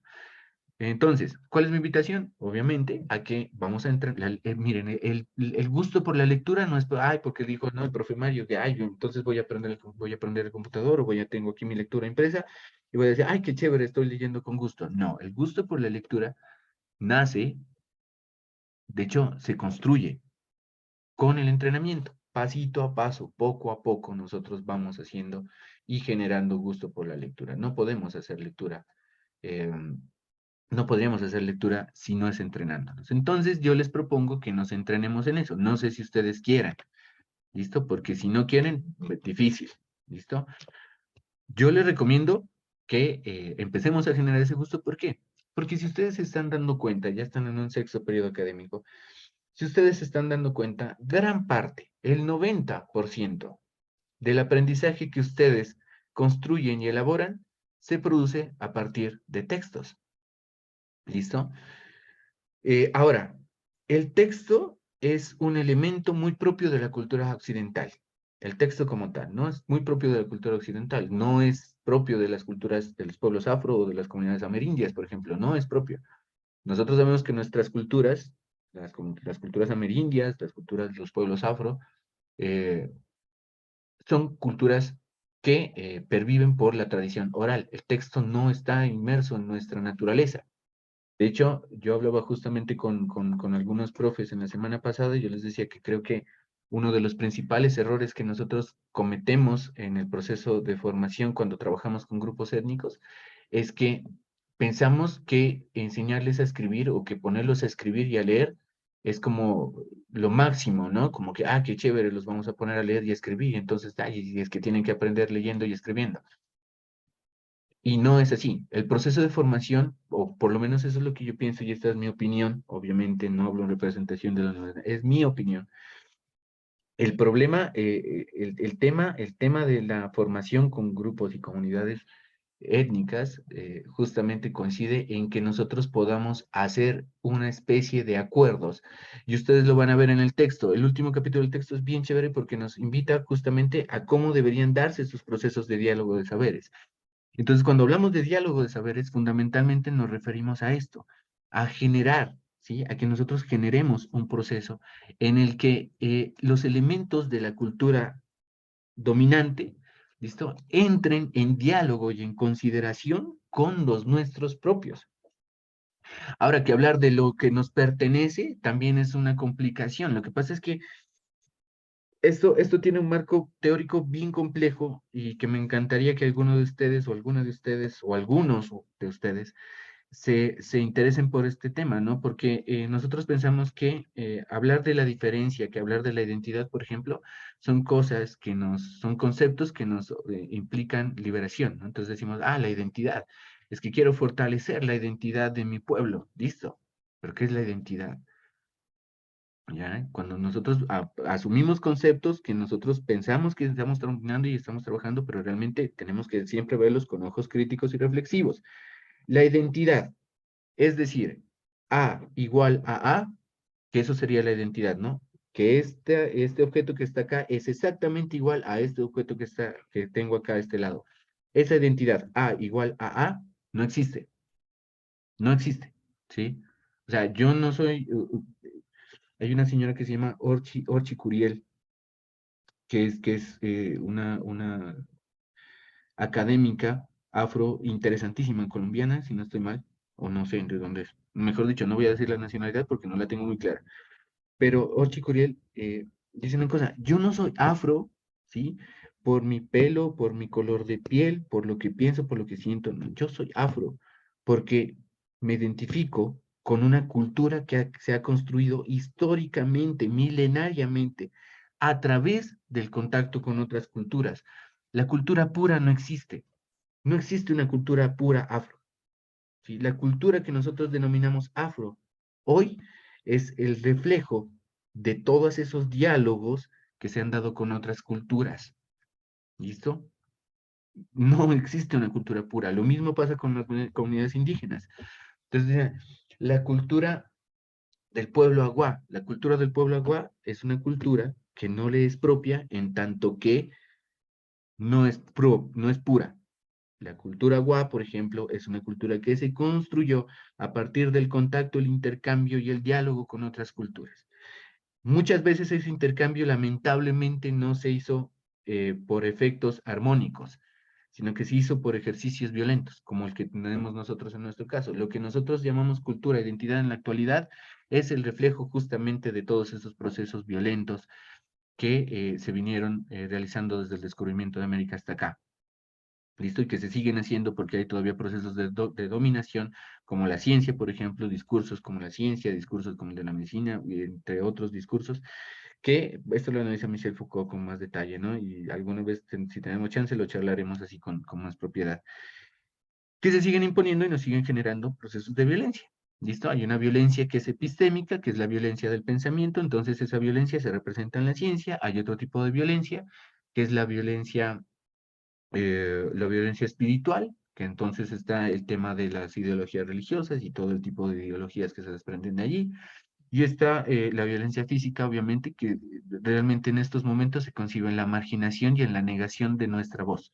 ¿Listo? Nosotros nos dicen, listo, tenemos Internet y en Internet cualquiera puede decir lo que quiera porque es libre y entonces estamos en un mundo de libertades y entonces todos nos sentimos libres. Y resulta que no somos libres porque lo que nosotros decimos está condicionado y no podemos hablar sobre ciertos temas porque no podemos. ¿Ya? Yo no puedo hablar de medicina porque no soy médico. ¿Listo? No puedo hablar de medicina. No tendría la autoridad para hablarlo. ¿Sí? Lo mismo pasa con otro tipo de cosas. Entonces, ¿cuál libertad para decir lo que queramos? Este tema de la libertad, el concepto de libertad y la democratización de los medios, siempre ojos críticos y reflexivos, chicos y chicas. Entonces yo les decía, tenemos que hacer un diálogo entre lo que se nos ha impuesto, lamentablemente, en algunos casos, entre lo que nosotros mismos hemos logrado armonizar con otras culturas, ¿listo? Y lo que nosotros queremos que sea nuestra cultura. En ese sentido, el tema de adoptar el texto como parte de nuestra cultura se vuelve fundamental porque resulta, pasa, sucede y acontece que en las culturas orales se presenta un fenómeno que es el de la desaparición de los saberes propios. Esta desaparición de los saberes propios se da justamente porque hay un elemento que es el intercambio intergeneracional, ¿no? La transmisión intergeneracional del saber y del conocimiento. Y en las culturas afro, como en las culturas indígenas, por ejemplo, esta herencia, ¿sí? Se transmite obviamente de generación a generación a través de procesos orales. Pero resulta que los mayores, las mayores, se están yendo, se nos están yendo a otro plano espiritual, ¿listo? Ya de esta tierra se están desapareciendo, se nos están muriendo, ¿listo? Y resulta... Profe, decía un diálogo entre lo que se nos ha impuesto, entre lo que queremos y lo otro era como. y entre lo que se nos ha impuesto y lo que, y lo que queremos que sea nuestra cultura ahora, ¿listo? Lo que queremos que sea nuestra identidad. Entonces, yo les decía, los mayores se nos están yendo, ya el tiempo los está llamando, se nos están adelantando, dirían las comunidades amerindias, y resulta que las nuevas generaciones ya no están tan habituadas, ya hablemos del concepto de hábitus de un señor que se llama Pierre Bourdieu. Entonces, el hábito justamente es eso que nos hace pertenecer a una cultura, son esas condiciones propias, ¿sí? Que hacen que nosotros pertenezcamos a una cultura, ¿listo? Son unos acuerdos sociales que se transmiten justamente por contacto de la sociedad, por el contacto con la sociedad, con nuestra comunidad, que realmente hacen que nosotros aprendamos la cultura sin que nos demos cuenta que estamos aprendiendo una cultura. Entonces, ya no tienen el hábitus, las nuevas generaciones, ya no tienen ese hábitus, ese contacto social, que les surja en ellos como la necesidad de aprender su cultura, sus tradiciones. Ya no tienen ese hábitus, porque los nuevos medios de comunicación han transformado las cosas, ¿no? Entonces, por ejemplo, es que el tema de la tecnología es complicado, porque ha modificado las formas de atención en los seres humanos. Hasta hace unos años, sí, por ejemplo, nosotros los profesores en algunas conferencias sobre pensamiento y sobre cognición, nos decían, no, es que los chicos y las chicas tienen un lapso de 20 minutos de atención. O sea, las personas, los seres humanos, todos, independientemente del grupo social al que pertenezcamos, todos, y eso lo decían hace algunos años, ¿no? Todos tenemos un lapso de atención de 20 minutos. Nosotros tenemos 20 minutos que le ponemos atención a una cosa y que se la damos con todo, o sea, con todos nuestros sentidos. 20 minutos. Resulta que el auge de las nuevas tecnologías de la información ha modificado esta situación y resulta que el lapso de atención que le podemos prestar con todos nuestros sentidos a una cosa en la actualidad es de 8 segundos. ¿Listo? Y eso ha generado cosas bien interesantes. Hay canciones ya que se producen bajo esa consideración. Y son canciones bien chéveres, ¿por qué? Chéveres en ese sentido, porque cada 8 segundos, ¿listo? Están cambiando las formas para atraer la atención de la gente. Y por eso las canciones, miren, antes habían canciones que duraban 7 minutos. Hay bandas, por ejemplo, como Pink Floyd, tienen canciones que duran 13, 14, 15 minutos. Hay una canción que dura 20 minutos. ¿Listo? Desde los 90 para acá, las canciones empezaron a disminuir su tiempo. Y la radio, por ejemplo, ahora pide para que una canción sea un éxito, la canción tiene que durar máximo 2 minutos 30. Y en esos 2 minutos 30, cada 8 segundos, cada 20 segundos debe estar cambiando, porque si no, no le ponemos atención. Por eso, pónganle atención a eso. Escuchen una canción y se van a dar cuenta que cada 8 segundos, cada 10, 20 segundos máximo, la canción les va a dar y aportar alguna cosa diferente. Les meten un sonido diferente, un silencio diferente, como la canción de Shakira, por ejemplo, la última que hizo con Bizarrap, es un ejemplo de eso. Cambia cositas, le agrega una cosita cada cierto tiempo para captar la atención y uno es pegado. Y como ocurre tan rápido, uno es pegado y listo. Se acabó la canción y nos olvidamos de la canción, en algunos casos. ¿Listo? Entonces, las nuevas generaciones, por este efecto, obviamente ya no tienen, digamos que ese hábito de sentarse a escuchar, a hablar a los demás, porque estamos viviendo en el mundo de la hipervelocidad, ¿no? También. Y todo tiene que ser rápido, y tienes que producir y hacer y hacer y hacer y hacer. Y si no estás haciendo algo, pues ya no eres nadie, ¿no? O sea, estamos en el mundo de la hiperproductividad, diría un señor que se llama Byung-Chul Han, ¿no? Nos obligan a estar haciendo cosas. Entonces, obviamente, en ese estar haciendo cosas ya no tenemos tiempo para lo que los antiguos griegos llamaban el ocio productivo, que era justamente ese espacio de tiempo en el que nos permitíamos nosotros reflexionar y pensar. En el caso de nuestras generaciones, en nuestros procesos culturales, las nuevas generaciones, lamentablemente ya no, el mundo los ha condicionado para que no tengan ese tiempo y ese espacio para sentarse con sus abuelos, sentarse con sus mayores y a escucharlos. Entonces, ¿qué pasa? Como los mayores se nos están yendo, ¿listo? Y los jóvenes ya no están escuchando, ya no tienen tiempo de escuchar, ¿listo? Entonces la cultura se está yendo. ¿Por qué? Porque ya no hay quien escuche. Y como la cultura se transmite en estos casos, en el caso de nuestras culturas, se transmite a partir de la oralidad, ¿listo? Entonces, como se transmite así, y como los abuelos ya no tienen quien los escuche, entonces se está perdiendo la cultura. Y de ahí que sea importante que nosotros entremos en diálogo con el texto. Hay un señor, de hecho, yo les quiero mostrar aquí una frasecita de un señor que se llama Enrique Dussel. ¿Listo? Y Enrique Dussel tiene una frase muy interesante, que es la siguiente. Vamos a ver aquí. Ay, ¿qué pantalla están viendo? Venga, yo veo. Ahí están viendo. Cuando habla de la colonialidad, Enrique Dussel postula una frase con Merson, ¿no? Juliano, creo que es. Dice, la creación es un momento posterior a la crítica. Vamos a dividir esta frase en dos partes. La creación es un momento posterior a la crítica. Esa es la primera parte. La segunda parte de la frase es la siguiente. El hijo se rebela contra el padre con el lenguaje del padre. Así va construyendo su propia lengua. ¿Listo? Vamos a trabajar esta segunda parte. Esta de aquí. El hijo se rebela contra el padre con el lenguaje del padre. Así va construyendo su propia lengua. Cuando yo les hablo de que vamos a intentar generar un diálogo entre lo de que se nos ha impuesto, que es el texto, el logos occidental, a través del texto, del libro, ¿no? Conocimiento se transmite a través del libro, las demás formas no existen. Entonces, claro, no es que no existan, lo que pasa es que corren riesgo, ¿ya? La oralidad corre un riesgo importantísimo. ¿Cuál es?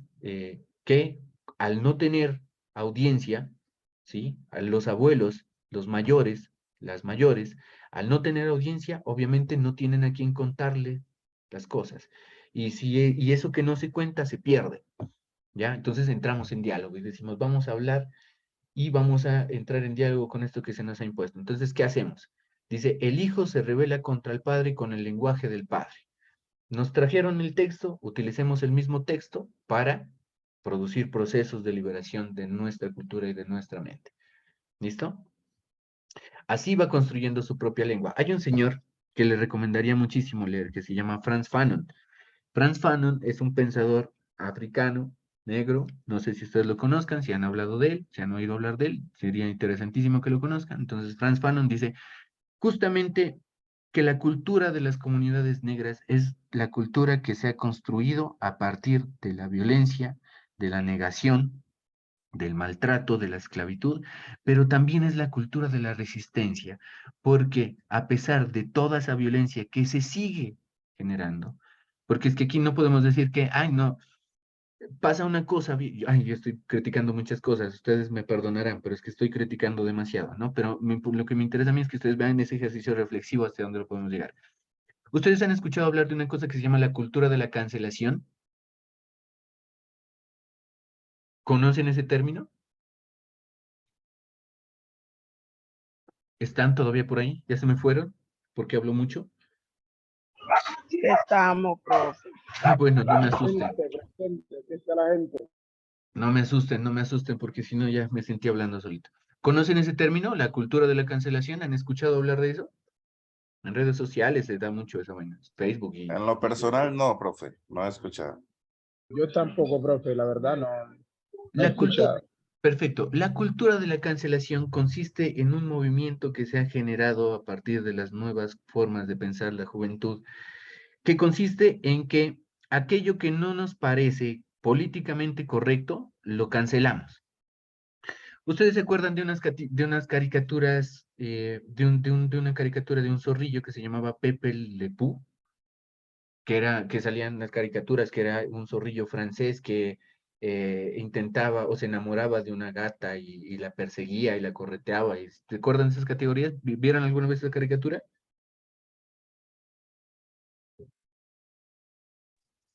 La caricatura que le decía el amor, el amor. Exactamente, esa misma.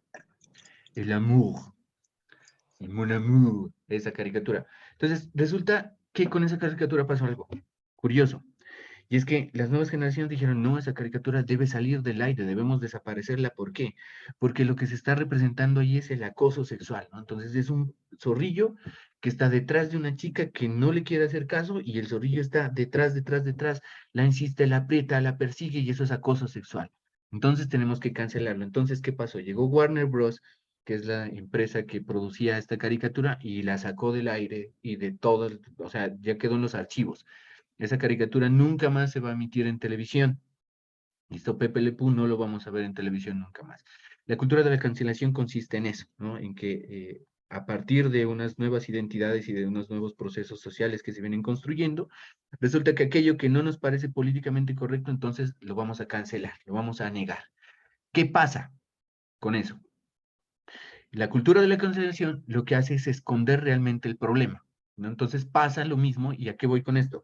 Pasa lo mismo con el tema del racismo, ¿listo? Entonces, ¿qué pasó con el racismo? Entonces dijeron, no, En televisión ya no se puede hablar de negros, ya no se puede hablar de indígenas, de mujeres lesbianas, de transexuales.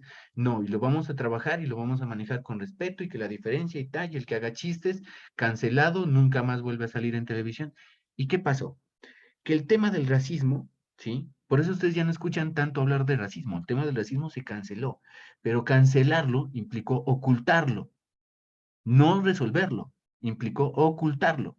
Y resulta que Frantz Fanon insiste, por ejemplo, que la cultura afro se sigue construyendo y resiste a pesar del racismo que sigue existiendo, porque el racismo sigue existiendo. Y lo manifestamos en formas bastante y en dispositivos bastante sutiles. Ya listo, entonces, por ejemplo, listo, ya no hay esclavitud, qué bien, qué chévere, hemos avanzado muchísimo. Listo, pero usted póngase a ver el nivel salarial de una persona afro con el nivel de una persona no afro. ¿Listo? Entonces miren que todavía el racismo existe. Entonces Frantz Fanon dice, no, nosotros vamos a construir nuestra cultura. Como pueblos afro, como comunidades afro, dispersos en el mundo, a partir de todas esas diásporas, ¿listo? Como pueblos afro, nosotros vamos a construir nuestra identidad, sabiendo y pensando que nuestra identidad es la identidad de la resistencia, porque a pesar de todos esos procesos violentos, la cultura afro pervive. Y pervive en las formas en que nos comunicamos como pueblos afro, en las formas en que nos vemos como pueblos afro. ¿Listo? Y aquí vuelvo. El hijo se revela contra el padre con el lenguaje del padre. Entonces, ¿qué pasa aquí? Aquí es lo que los quiero invitar yo. Utilicemos el texto como herramienta para construir nuestra identidad actual. Cuando hablemos de identidad, siempre hablemos de identidad en términos de la actualidad, ¿no? Ya les decía, la identidad propia, la identidad pura no existe. La identidad es el fruto del diálogo constante. De hecho, hay algunos filósofos, creo Lotman, dicen justamente que la cultura es el concepto que refleja el diálogo con otras culturas. No existe cultura pura, nunca existe cultura pura. La cultura occidental, de hecho, es el reflejo de la construcción que se hizo de la Grecia antigua, del Imperio Romano y la Iglesia Católica, se mezclaron ahí todas esas cuestiones y entonces se creó la cultura occidental, lo que llamamos cultura occidental. Lo mismo pasa con las demás culturas y lo mismo pasa con la identidad. El nosotros, el yo, ¿listo? El yo es una construcción social. El yo no existe si no es en relación con los demás. El nosotros, como cultura, no existe sino en relación con los demás. ¿Listo? Es el nosotros con ellos, es el nosotros con los demás. Así se crea la identidad y así vamos a comprender nosotros, o bueno, esa es mi forma y mi invitación a comprender la identidad, porque habrán personas que me pueden decir, no, la identidad sí existe, y chévere que nos sentemos a discutir sobre eso. También chéverísimo con un café. Pero bueno, la identidad como yo la veo y como yo la comparto con ustedes, es justamente eso que construimos en diálogo con los demás y justamente nosotros a esa identidad, por una necesidad imperiosa de impedir que nuestros conocimientos, que nuestros saberes, que los saberes históricos, que los saberes ancestrales, que los saberes culturales que se han transmitido por los mayores de generación en generación, para evitar que se pierdan, vamos a escribirlos y vamos a utilizar el texto como una herramienta que nos permita a nosotros conservar nuestra cultura, resistir, en palabras de Fanon, resistir nuestra identidad, hacer ejercicios de resistencia de nuestra identidad a partir del texto académico. Por eso vamos a aprender a leer y a escribir. ¿Listo?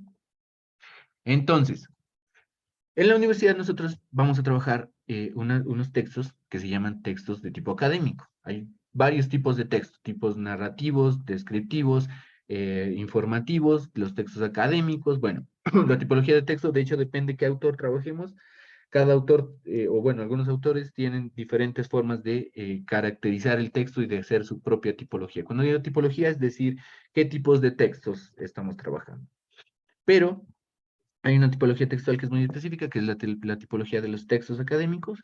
Los textos académicos tienen una característica propia. Fundamentalmente son producciones escritas, obviamente son textos, que se producen, en este caso, en la educación superior. ¿Listo? Entonces hablamos de libros, revistas, publicaciones que hacemos nosotros, textos, ensayos, ¿listo? Que se trabajan por profesionales que están adscritos a alguna disciplina. ¿Listo? Entonces, por ejemplo, si yo soy profesor de ciencias sociales y escribo un texto sobre ciencias sociales, pues lo hago porque sé de ciencias sociales. ¿Listo? Y es un texto académico porque estoy adscrito a esa profesión. ¿Listo? Tiene unas funciones que fundamentalmente el texto académico nos sirve, y esto es lo que vamos a utilizar nosotros para transmitir conocimientos. Aquí hablamos de conocimientos disciplinares porque estamos pensándolo desde la academia, desde la universidad, ¿listo? Pero en el caso de nuestras culturas, de nuestros procesos culturales, vamos a hablar de transmitir conocimientos. El texto académico nos va a servir para transmitir conocimientos. Esas investigaciones que ustedes están haciendo o que empiezan a hacer y que nosotros como tutores estamos orientando, son justamente, más que procesos de producción textual, son procesos de transmisión de esos conocimientos, de transmisión y salvaguarda de esos conocimientos de la cultura, ¿listo? Para que otras generaciones los puedan conocer. ¿Listo? El texto académico, la investigación, vive y se revitaliza en función de que nosotros lo socialicemos. De nada nos sirve escribir si lo dejamos ahí guardado y ya. Entonces miren que, por ejemplo, todos estos mapas conceptuales, todas infografías que nosotros vamos a hacer de todo eso, de sus investigaciones, tienen ese propósito. Primero escribimos y luego comunicamos. ¿Listo? Se deben escribir de manera clara, con objetividad, con precisión, con un lenguaje especializado. Esas son como las características del texto académico y eso es lo que ustedes ven en los textos que nosotros les compartimos para que ustedes lean. El texto académico presenta una estructura muy básica, una presentación, un desarrollo y conclusiones. Lo mismo van a ver en la lectura que ya les mostré, con la que deben construir la matriz número 1. Entonces ustedes van a ver que la lectura les va a poner una presentación, una introducción, en lo que nos van a... ¿Qué hace la introducción? Para que ustedes también lo tengan en cuenta cuando hacen sus textos. La introducción lo que hace es provocar al lector. En este caso, el lector somos los tutores. Lo que hacen ustedes con la introducción es decirnos, profe, nos interesa mucho que lea nuestro texto. Y entonces, en lo que ustedes escriban en la introducción, es lo que nos enamora o lo que no nos enamora de sus trabajos. Y esto, la introducción sirve para eso. Esto para enamorar al lector, para provocarlo, para decirle, venga, siéntese aquí, lea este texto porque le va a servir. ¿Listo? La introducción, pues además del título, también nos da cuenta de una idea muy rápida del texto, muy clara. ¿Listo? Y responde a las preguntas, bueno, el lector, más bien dicho, cuando lee la introducción se empieza a preguntar, bueno, este texto me interesa, debo leerlo completo, que es otra cosa. ¿Sí? Lo que hicimos, por ejemplo, cuando construimos el estado del arte, cuando hacíamos la construcción del estado del arte, en principio se les recomendaba leer los resúmenes de los artículos que ustedes iban ubicando, porque en los resúmenes nos daban información acerca de si el texto nos servía o no nos servía para nuestro estado del arte. ¿Listo? O bueno, por lo menos así lo trabajé cuando trabajé en este curso. El texto académico, después de la presentación, tiene un desarrollo. El desarrollo fundamentalmente es ya la descripción de lo que se está escribiendo, del problema sobre el cual estamos escribiendo. Responde la pregunta de qué trata el texto. No es la argumentación, es el análisis de la información y ya que se nos presenta ya de manera muy puntual. Y finalmente el texto académico tiene unas conclusiones, un cierre en el que se presentan los resultados, obviamente, de todo ese problema que se analizó y se generan nuevos conocimientos. Esa misma estructura ustedes la van a ver en el texto que van a leer y del cual van a extraer las ideas principales para elaborar la matriz número 1. ¿Listo?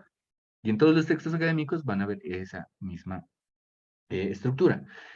Cuando nosotros leemos textos académicos, vamos a encontrarnos que el texto académico, de hecho todo tipo de texto, tiene unas ideas que son principales y unas ideas secundarias.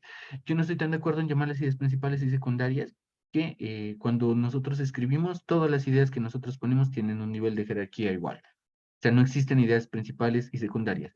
Diríamos más bien que hay unas ideas directriz, que hay unas ideas complementarias, ¿ya? Pero para efectos de entendernos, vamos a seguir trabajando con estos dos conceptos de ideas principales y secundarias. ¿Qué son las ideas principales? Las ideas principales son las que expresan lo que dice esencialmente el texto. O sea, son ideas que nosotros logramos extraer y que dan cuenta de lo que nosotros leímos. ¿Listo? Tienen una función fundamental, o nosotros cómo podríamos darnos cuenta de que una idea principal, o una idea que nosotros extrajimos, más bien dicho, es principal, porque es una idea que nos permite resumir el texto en enunciados muy breves, en palabras muy sencillas. Tenemos un texto larguísimo y lo reducimos a 2 o 3 líneas. Perfecto, esas son las ideas principales. Yo utilizo el siguiente proceso para evaluar si una idea que yo extraje de un texto es principal. Y es que si yo borro esa idea del párrafo que leí, el párrafo deja de entenderse. ¿Listo? Si yo quito esa idea del párrafo, el párrafo ya pierde todo sentido. Si pasa eso, entonces sí es una idea principal. ¿Listo? Eso con las ideas principales. Las ideas secundarias, por otro lado, pues tienen como función enriquecer la perspectiva del autor, enriquecer eso que está diciendo el autor, ¿sí? Dar más información sobre eso que está hablando el autor. ¿Y cómo lo hace? A partir de la presentación de datos, de información, ¿listo? Que sustentan lo que está trabajando como en el eje central, el tema del autor, ¿listo? Tienen dos características, pueden ser prescindibles y pueden ser dependientes.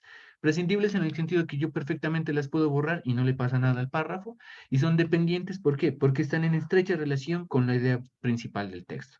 ¿Listo? Si yo cambio de idea principal, esas ideas secundarias obviamente también van a cambiar. Depende de lo que estemos hablando y se van presentando. ¿Listo? Bueno, con respecto a las ideas principales, ¿qué es lo que nos interesa trabajar?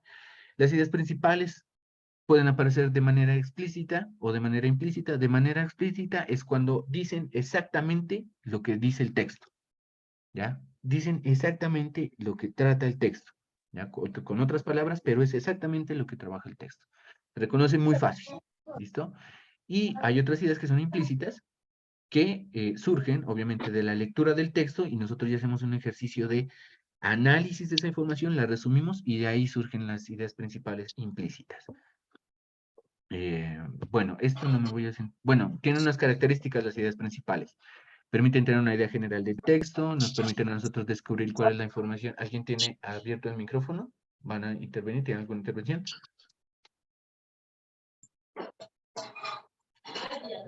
Mabel.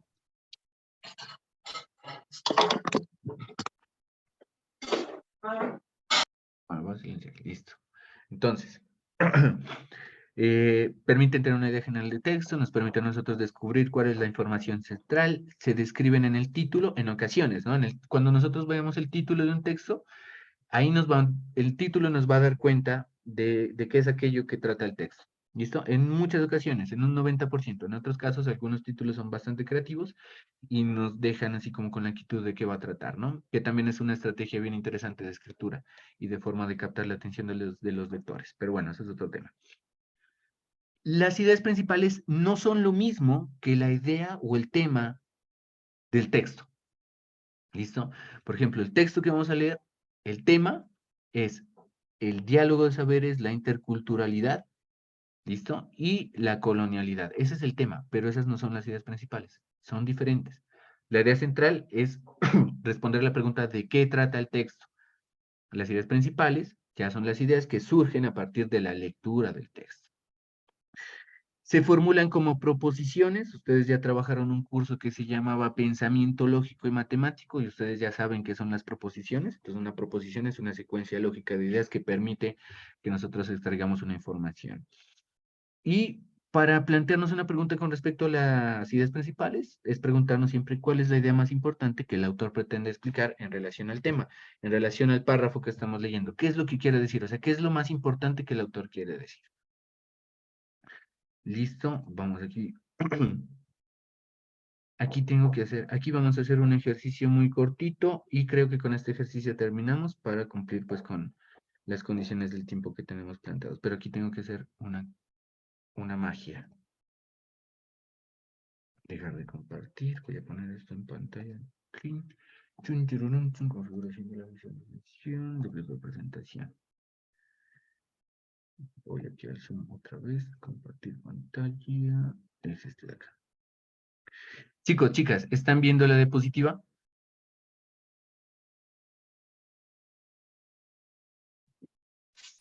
Sí, señor.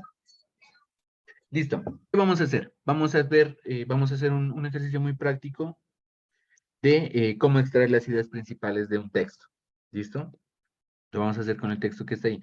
Yo le quiero pedir el favor a alguno de ustedes, a alguna de ustedes, que lea el texto. Los demás vamos a escuchar. ¿Listo? ¿Y qué vamos a hacer? Vamos a extraer, en primer lugar, cuál es el tema del texto. ¿De qué nos habla el texto? ¿Listo? Leemos entonces y extraemos el tema. Y luego extraemos lo que sería la idea principal de este texto. ¿Vale? ¿Quién me quiere ayudar con la lectura? Porque ya me cansé.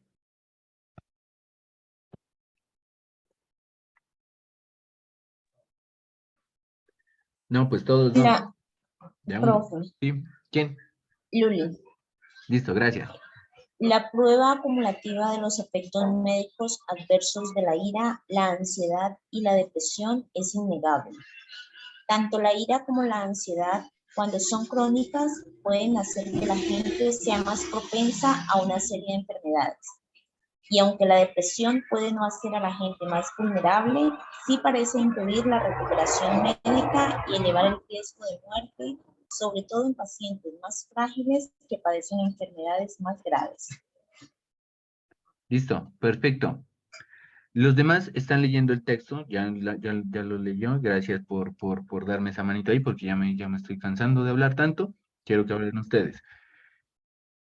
¿Cuál sería, chicos, chicas, listo? Lo voy a hacer voluntario, pero si no hay participación, lo hago aquí con la lista, así bien cuchilla, ¿listo? Y entonces, ¿cuál sería, dicen ustedes, piensan ustedes, qué sería el tema del texto, de ese texto? Los efectos Profe, médicos adversos a la ira. Los efectos médicos adversos a la ira, ¿listo? Ujú. ¿Qué más? La ansiedad ira, y la depresión. La ira, la ansiedad y la depresión, ¿listo? Profe, la ansiedad y la depresión. Perfecto, la ansiedad y la depresión. ¿Alguien más? A ver, yo no he escuchado aquí. Consecuencias de la depresión. Consecuencias de la depresión, ajá. Bien.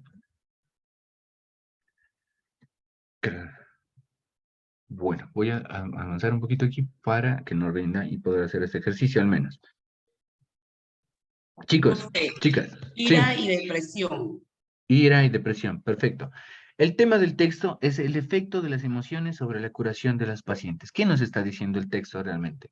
Si lo volvemos a leer, vamos a leerlo aquí. La prueba acumulativa de los efectos médicos adversos de la ira y la ansiedad y la depresión es innegable. ¿Qué nos dice ahí? Que hay una prueba que es evidente de que la ira, la ansiedad y la depresión causan efectos en la curación de los pacientes. ¿Listo? La ira, la ansiedad son crónicos, pueden hacer que la gente sea más propensa a una serie de enfermedades. Y ojo aquí, aunque la depresión no puede hacer que a la gente más vulnerable, sí parece impedir la recuperación médica y elevar su riesgo de muerte, sobre todo en pacientes frágiles que padecen enfermedades más graves. Entonces está diciendo aquí que hay emociones como la ira, la ansiedad o la depresión que tienen un efecto sobre la curación de los pacientes. Ese es el tema del texto. Eso. Obvio, yo sé que lo estamos haciendo, que estamos haciendo una lectura muy rápida, muy veloz. Obviamente, cuando ustedes hagan la lectura más lenta, pues obviamente van a descubrir el tema del texto. ¿Listo? Pero la idea es que ustedes se den cuenta. Para extraer el tema, tenemos que preguntarnos realmente, bueno, ¿de qué es lo que habla el texto? ¿Listo? ¿De qué es lo que nos está hablando el texto? Y el texto nos está hablando de cómo la ansiedad, la ira y la depresión tienen efectos en la recuperación. Mire, impedir la recuperación de los pacientes. Lo ponemos en un enunciado muy breve, muy corto, y eso es una proposición. Ahora, ¿quién me da la manito? Otra persona. Y volvemos a leer el texto para extraer la idea principal. Ya sabemos de qué trata el texto. Ahora vamos a tratar la idea principal del texto. Recuerden, una cosa es el tema y otra cosa es la idea principal. El tema ya sabemos que es el efecto de las emociones sobre la curación de los pacientes.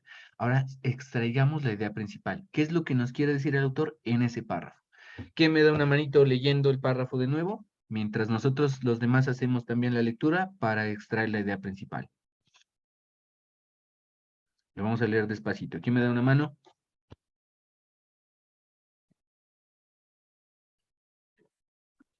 Profe Javier. Listo, perfecto, Javier. Bueno, la prueba acumulativa de los efectos médicos adversos de la ira, la ansiedad y la depresión es innegable.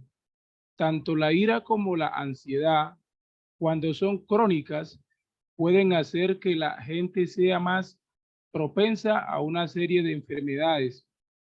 Y aunque la depresión puede no hacer a la gente más vulnerable, sí parece impedir la recuperación médica y elevar el riesgo de muerte, sobre todo en pacientes más frágiles que padecen enfermedades más graves.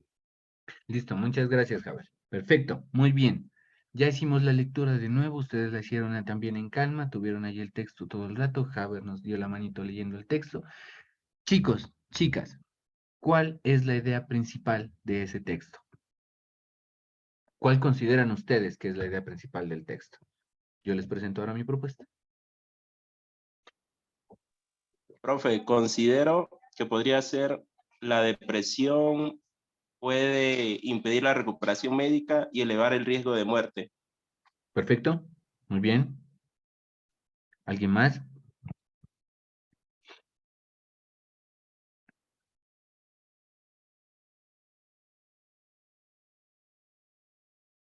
¿Quién más? Alejandra, ¿quién más está? Carlos. Profe, buenos días. Buenos días. Considero que puede ser la depresión impide la recuperación médica en pacientes con enfermedades. ¿Listo? Perfecto, muy bien. A ver, ¿quién más está por aquí? A ver. Luz Aide, Mayra, Narly, Nelly, Olave. Sí, Elmer. Buenas tardes.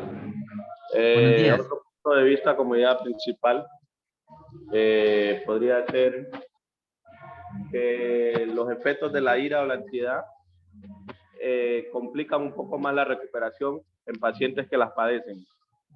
Listo, perfecto. Muy bien, gracias. Una chica. Profe, Lucy. depresión por enfermedad que parece que no tiene cura, ¿no? ¿Ya listo? Perfecto. Vale. Vamos a ver qué es lo que yo les propongo. La idea principal del texto es la siguiente. La depresión, cuando es crónica, impide la recuperación médica en pacientes con enfermedades graves. Puede incluso elevar el riesgo de morir. De hecho, muchos acertaron, ¿no? Tenían que ver con la depresión, porque realmente lo que nos habla el texto, ¿sí?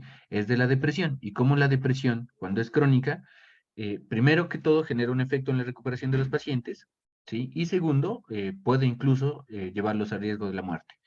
¿Listo? Bien, perfecto. Miren, hay una diferencia entonces entre el tema y la idea principal. ¿Qué es lo que van a hacer ustedes entonces? Aquí voy a dejar de compartir un ratito. ¿Qué es lo que voy a hacer? ¿Qué es lo que van a hacer ustedes para empezar ya con la fase de la despedida? ¿Qué es lo que van a hacer ustedes? Entonces, lo que van a hacer ustedes, aquí porque se me duplicó. Ya.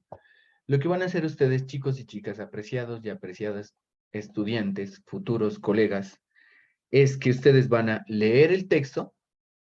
¿Sí? Ya lo revisamos, van a leer cada uno de los subcapítulos que tiene el texto y van a extraer de cada subcapítulo, de cada capítulo, perdón, las ideas principales, 3 por cada capítulo. Después de extraer las 3 ideas principales, así como el ejercicio que hicimos ahora, leyendo muy juiciosos, muy atentos, ¿listo? Con las características de las ideas principales que les he comentado. Entonces, miren que en una idea principal, ¿cómo ustedes saben si una idea es principal o no? La borran, hacen el ejercicio mental de borrarla. Y si vuelven a leer el texto sin esa idea y el texto no se entiende, entonces es una idea principal. ¿Listo? Van a hacerlo ustedes así. Presentan cada uno. Sí, Elmer. Perdón, antes que siga. Cuando habla de que vamos a sacar las 3 ideas principales de cada capítulo, en cuanto a la lectura, capítulo es cada subtítulo que hay, ¿no? En la Cada misma subtítulo lectura. que hay, correcto, ajá. Ok. Sí, cada epígrafe que llama ahí en la guía de actividades. Cada epígrafe, cada subtítulo, cada capítulo. ¿Listo? Recuerden, lo van a hacer individual. ¿Listo? Conclusiones aquí ya del tema. Primera conclusión. Ojo, el pensamiento crítico y reflexivo nos debe servir fundamentalmente para que nosotros establezcamos nuestra opinión con respecto a lo que nosotros queremos de nuestra cultura en la actualidad. ¿Listo? Y lo que queremos que suceda con nuestra cultura en la actualidad. Nos sirve el pensamiento crítico para justamente transmitirlo en el aula de clases, a partir de unas consideraciones y de unos escenarios diversos, diferentes, alternativos, más actualizados. Última conclusión al respecto.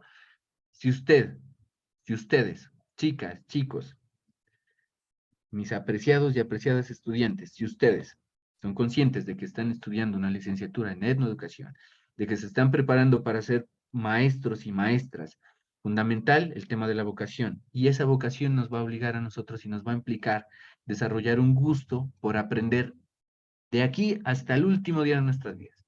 ¿Listo? Vamos a aprender todos los días de nuestras vidas algo, y esa va a ser la meta. ¿Listo? Que usted llegue a las 9, 10, 11, 12 de la noche, que duerma, y se acueste y piense, ah, qué chévere, hoy aprendí esto y mañana voy a aprender sobre esto. Siempre vamos a estar aprendiendo. Con respecto al texto y a la extracción de ideas principales, recuerden, ideas principales son esas ideas que si las quitamos del texto, el texto ya no se entiende. ¿Qué van a hacer ustedes? Leen el texto, leen cada capítulo, cada epígrafe, cada subtítulo, ¿listo? La matriz les va a decir cuáles son los elementos y los epígrafes que vamos a leer. De cada epígrafe, de cada capítulo, de cada subtítulo, ustedes extraen 3 ideas principales y una conclusión, individualmente. Luego, compilan esos aportes individuales y extraen 3 ideas principales y una conclusión ya del grupo colaborativo. Y con eso, ustedes, y con la información del CIPAS, del primer CIPAS que trabajamos el tema de mapa conceptual, con esa información ustedes ya organizan el mapa conceptual. ¿Listo? Y me entregan a mí entonces las matrices de cada uno de ustedes, la matriz colaborativa y el mapa conceptual. ¿Listo? ¿Cuándo lo vamos a entregar? Pues ya sabemos, el 16 de abril próximo. Si tienen dudas, inquietudes, comentarios, sugerencias, perfectamente pues puedo atenderlos. Ustedes ya saben que mi disposición siempre ha estado ahí para escucharlos y escucharlas y para atenderlos y resolver sus dudas y orientarlos pues de la mejor manera posible. ¿Listo? De mi parte pues les agradezco mucho su atención. Espero que estos aportes les hayan servido, les van a servir para comprender la lectura, por lo menos, para extraer las ideas principales, creo yo, y cualquier cosita, pues me cuenta, estoy ahí pendiente. Las personas que de pronto ya entregaron la actividad y que no la están haciendo con estas sugerencias, pues pueden hacer las correcciones. De hecho, los pasos serían los mismos, solamente que ya la entregamos un poco más completa. ¿De acuerdo, chicos, chicas? ¿Preguntas, dudas, inquietudes? ¿Tan completamente claro todo?